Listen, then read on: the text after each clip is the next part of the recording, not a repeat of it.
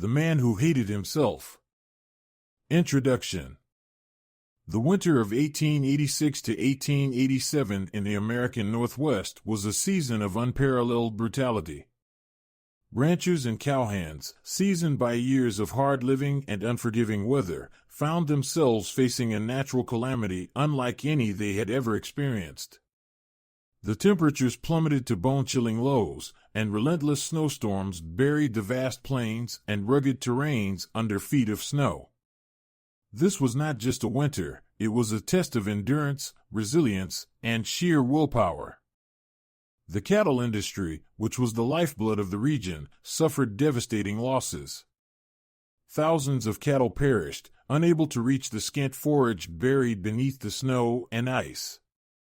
The survival of these animals was critical not just for the immediate livelihood of the ranchers, but for the very economic fabric of the American West. The hardships faced during this time would be remembered and recounted in grim detail for generations to come. The winter of 1886 to 1887 remains one of the most severe winters recorded in the history of the American West. It was a time when the relentless forces of nature tested the limits of human and animal endurance. The cattle industry, a cornerstone of the region's economy, was dealt a near-fatal blow.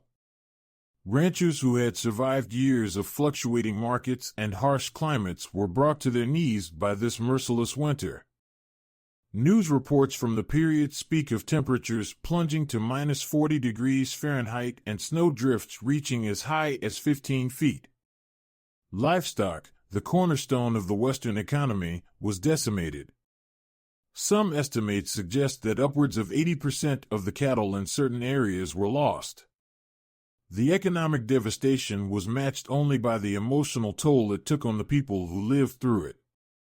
In the midst of this unyielding winter, one image came to symbolize the dire straits faced by the cattle industry and the people who depended on it. Charlie Russell, a young cowboy who would later become one of the most celebrated artists of the American West, captured the essence of the struggle in a simple yet profound drawing. Russell was spending the winter at a ranch in Montana when he received a letter from a rancher who had gone south for the season, inquiring about the condition of his herd. In response, Russell sketched a picture of a starving cow, its gaunt frame barely holding together, trapped in deep snow drifts. Beneath the image, he scrawled the haunting words, "Waiting for Chinook. The last of the 5,000. This drawing, poignant in its simplicity, conveyed more than words ever could. It captured the desperation and hopelessness that had settled over the ranchers and cowhands as they watched their livelihoods wither away in the icy grip of the winter. The term Chinook, referring to the warm winds that occasionally blew through the region and provided brief respite from the cold, became a symbol of hope in a landscape dominated by despair. Among those struggling to survive this brutal winter was Buck Bell, a seasoned cowhand known for his resilience and skill. However, even a man as hardened as Buck found himself pushed to his limits. He had spent the summer working hard, but a series of ill-fated poker games had stripped him of his wages, leaving him with nothing as the winter closed in. As the story begins, Buck trudges through the snow, each step a testament to his determination to survive.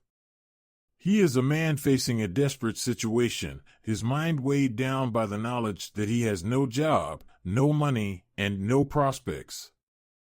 His immediate concern is finding a way to endure the winter, but as the harsh realities of the season set in, Buck's journey will take him down a path he never anticipated. Buck Bell was a seasoned cowhand, respected among his peers for his skills and endurance. But by the winter of 1886, luck had turned against him.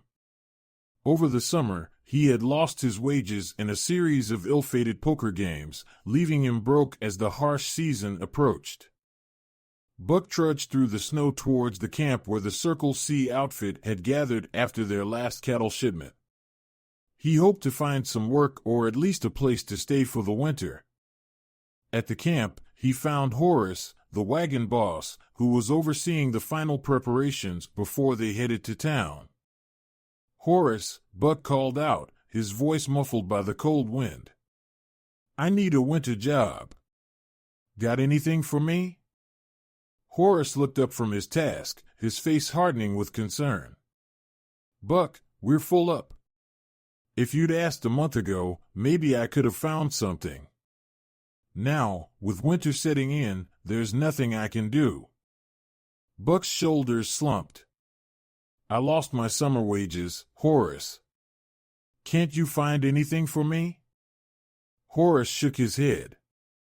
"You should have saved up, Buck. Winter's come hard this year, and we all gotta tighten our belts." Dejected, Buck turned away. He felt the weight of his situation pressing down on him. He had no money, no job, and the winter was only getting worse. As he walked into town with the others, he pulled his coat tighter against the biting wind, wondering how he would survive the season.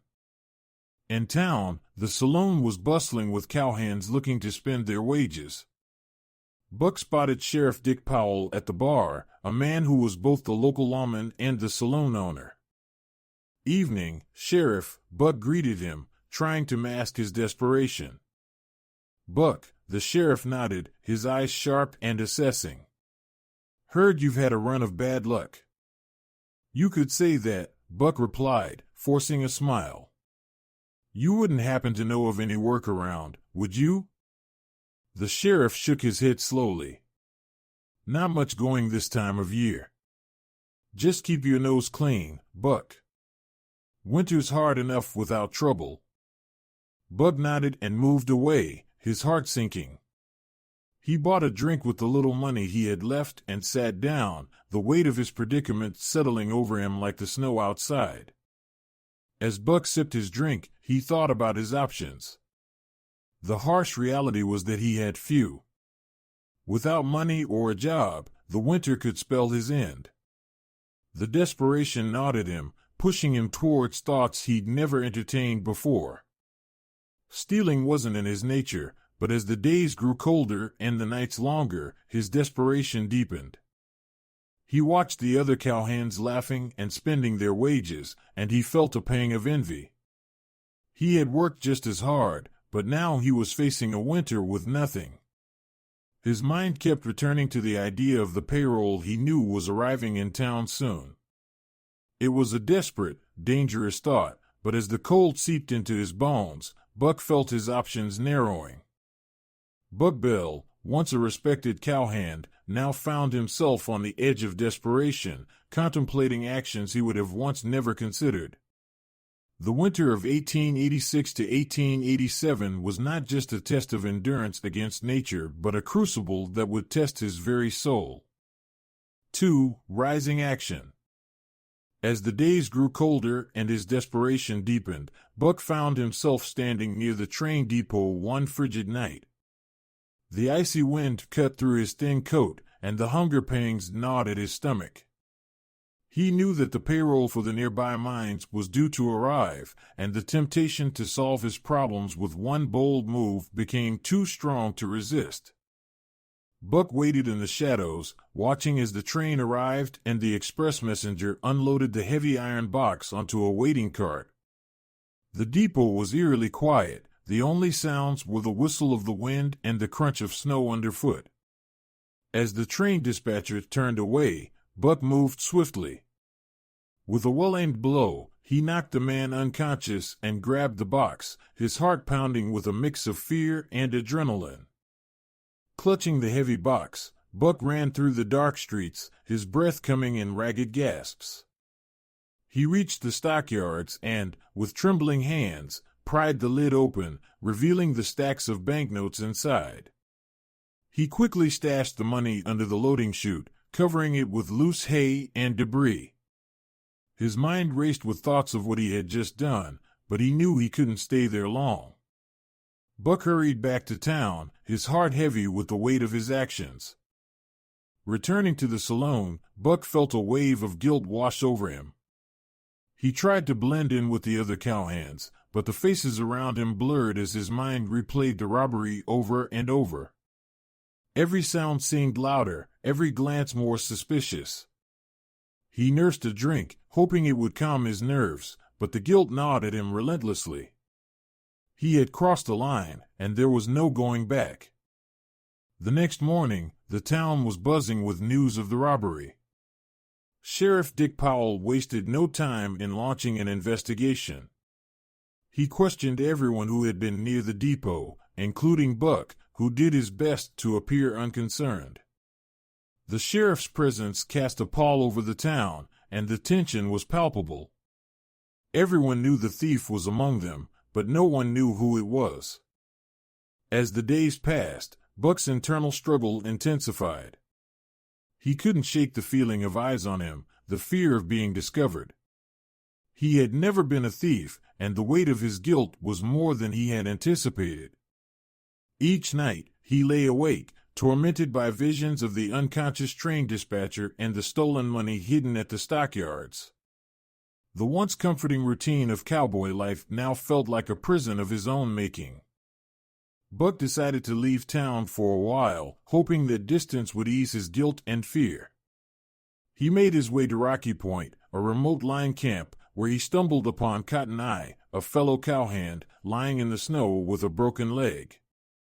Cotton Eye's horse had slipped on the ice, and the man had been unable to move since. Despite his own troubles, Buck couldn't leave him there. Ignoring his own desperate situation, Buck set about helping Cotton Eye. He built a fire to keep them warm and used what little supplies he had to make a splint for the broken leg. Buck's hands shook from the cold and his own exhaustion, but he worked tirelessly to stabilize Cotton Eye's condition. The gratitude in Cotton Eye's eyes was a stark contrast to the guilt that still haunted Buck. Over the following days, as the storm raged outside, Buck and Cotton Eye grew closer. They shared stories to pass the time, finding solace in each other's company.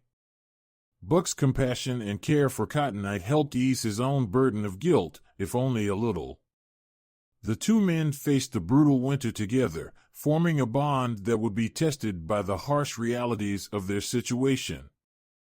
Despite the heavy secret Buck carried, his actions in caring for Cotton Eye showed the depths of his character and his capacity for redemption. 3. Climax.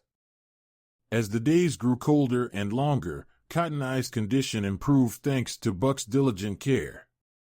One evening, while Buck was out tending to the cattle, Cotton Eye, still hobbled but more mobile, stumbled upon the loading chute where Buck had hidden the stolen money. Curiosity led him to investigate further, and he uncovered the cache of banknotes buried under the hay and debris. Realizing the fortune he had stumbled upon, Cotton Eye's mind raced with possibilities. Despite the bond he had formed with Buck, the temptation of the money proved too strong. He concocted a plan to take the money and leave as soon as he could travel. Under the cover of darkness, he packed the banknotes into his saddlebag, intending to make his escape once he was physically able. Unbeknownst to Buck, Cotton Eye had betrayed him. Buck continued to work tirelessly, caring for Cotton Eye and managing the herd, all while struggling with his own internal guilt and the harsh winter conditions. Buck's focus was on survival and redemption. The thought of Cotton Eye discovering and taking the money never crossed his mind.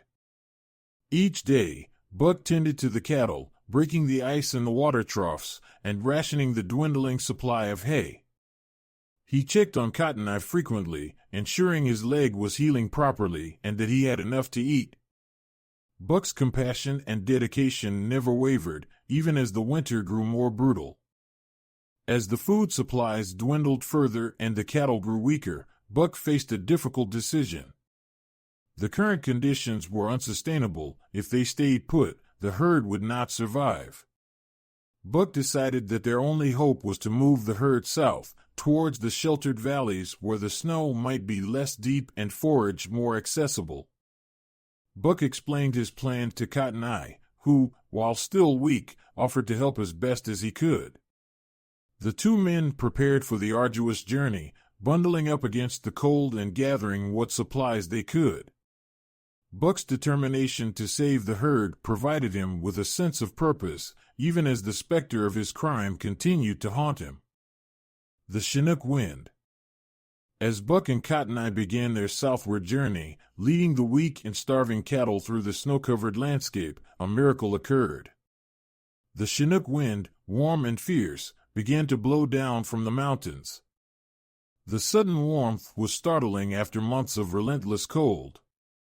Snow began to melt rapidly, revealing patches of brown grass and bare earth. The change was almost instantaneous.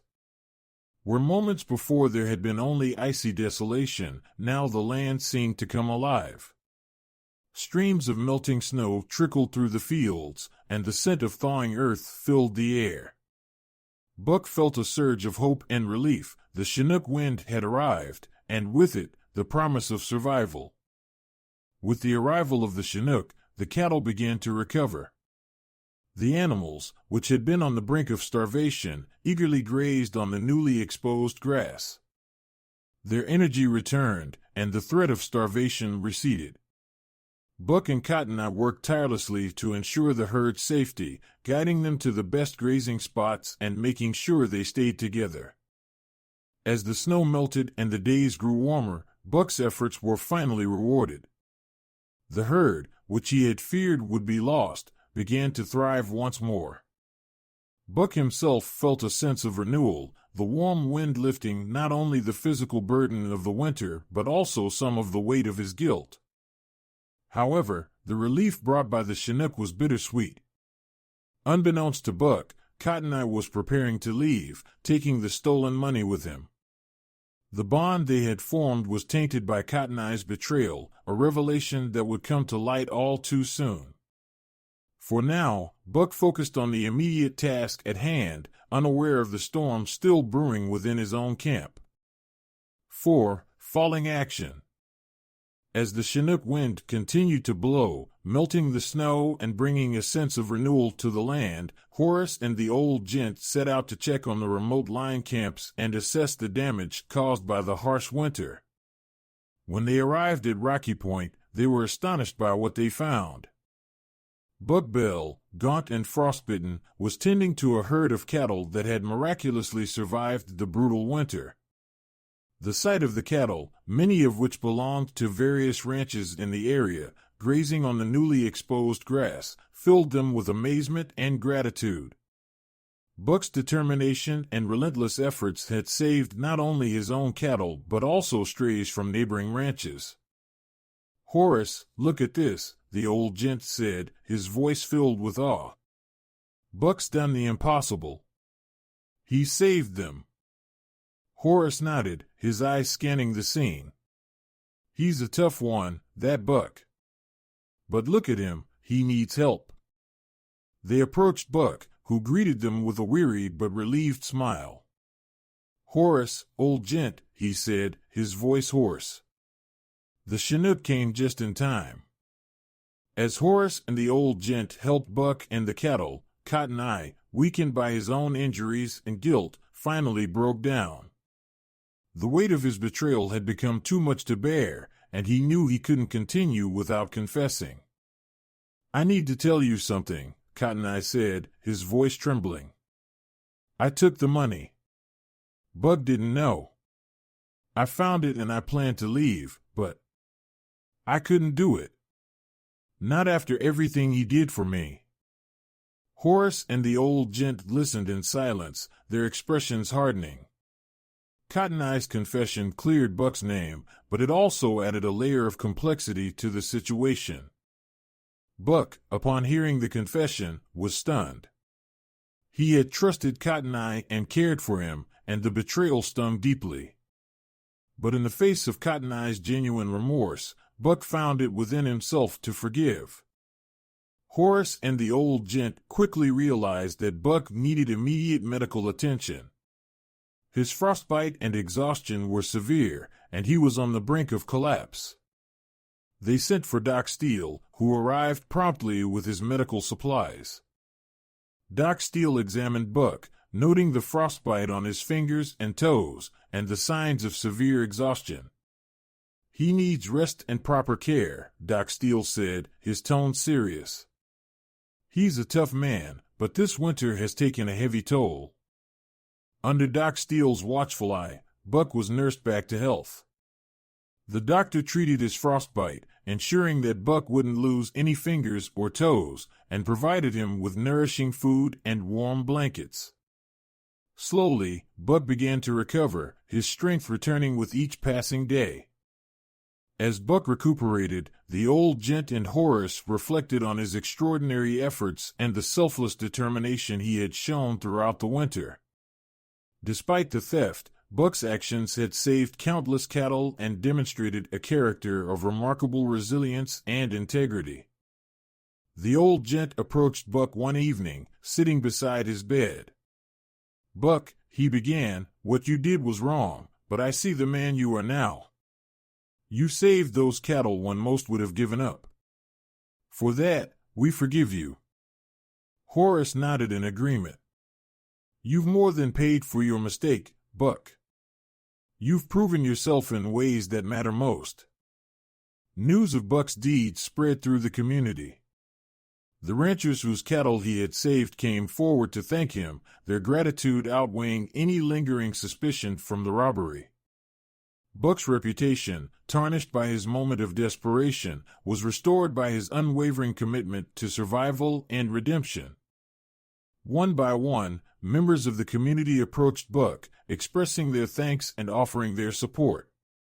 The collective recognition of Buck's efforts brought him back into the fold, not just as a fellow cowhand, but as a man who had proven his worth through the harshest of trials. The old gent offered Buck a place at the ranch, a gesture that symbolized full acceptance and a new beginning. "We'd be honored to have you with us, Buck. You're part of this community, and we look after our own." Buck, humbled and deeply moved, accepted the offer. "Thank you," he said, his voice filled with emotion. "I won't let you down." As the community rallied around him, Buck Bell found a renewed sense of purpose and belonging. The winter of 1886 to 1887 had tested him beyond measure, but through resilience, compassion, and the support of those around him, he emerged stronger, ready to face the future with a heart unburdened by guilt and a spirit renewed by the bonds of community and friendship. The conclusion. Spring came slowly to the Montana plains, the snow melting into streams that fed the burgeoning green of the fields. With the arrival of the warm season, Buck Bell's life took a turn toward renewal. The old gent, whose respect Buck had earned through sheer determination and selflessness, offered him a place at the Circle C Ranch. "Buck," the old gent said one morning, "you've shown us what true grit looks like. We'd be proud to have you stay on at the ranch. You've earned it." Buck, deeply moved, accepted the offer with a humble nod. "Thank you, sir. I won't let you down." The Circle C Ranch, once a place of mere employment, now felt like home. The offer symbolized more than just a job. It was an acknowledgement of Buck's redemption, his transition from a man burdened by guilt to one who had proven his worth and integrity. With his new role at the ranch, Buck found a renewed sense of purpose. Each day brought tasks that required his skill and dedication, from mending fences to herding cattle and training horses. He threw himself into the work with a vigor that came from knowing he was part of a community that valued and trusted him. The other ranch hands, initially wary, soon recognized Buck's commitment and integrity. They saw how he tirelessly worked to repair the winter's damage and prepare for the next season. The respect they extended toward him grew, and Buck found himself forming friendships built on mutual respect and shared hardship. For Buck, the transformation was profound. No longer haunted by the specter of his past mistake, he embraced each day with a clear conscience and a sense of belonging that he had never felt before. As the community recovered from the harsh winter, they gathered one evening around a large bonfire at the Circle C Ranch. Stories of survival and loss were shared, each person reflecting on the challenges they had faced. The memory of the brutal winter was still fresh, but there was also a sense of collective resilience. Horace stood up, holding a tin cup of coffee. We've all been through hell this winter. We've lost a lot, but we've also seen what we're made of. It's in times like these that we find out who we really are. The old gent nodded, his gaze sweeping over the gathered faces. We've faced the worst nature could throw at us, and we've come through. This community is stronger than any storm. The story of Buck Bell's redemption became a testament to the enduring spirit of the people of the American West. The winter of 1886 to 1887 had tested them all, but it had also revealed their capacity for forgiveness, resilience, and solidarity. Buck, standing by the fire, looked around at his friends and neighbors. He felt a deep sense of gratitude and hope. The winter had been brutal, but it had also brought him to a place of peace and purpose. He had found his place in the world, among people who had shown him the true meaning of community. As the fire crackled and the stars shone brightly overhead, the community of the Circle C Ranch knew that no matter what challenges lay ahead, they would face them together. The winter had left its mark, but it had also forged a bond of unity and strength. The story of Buck Bell and the winter of 1886 to 1887 ended on a hopeful note, a testament to the enduring spirit of the American West.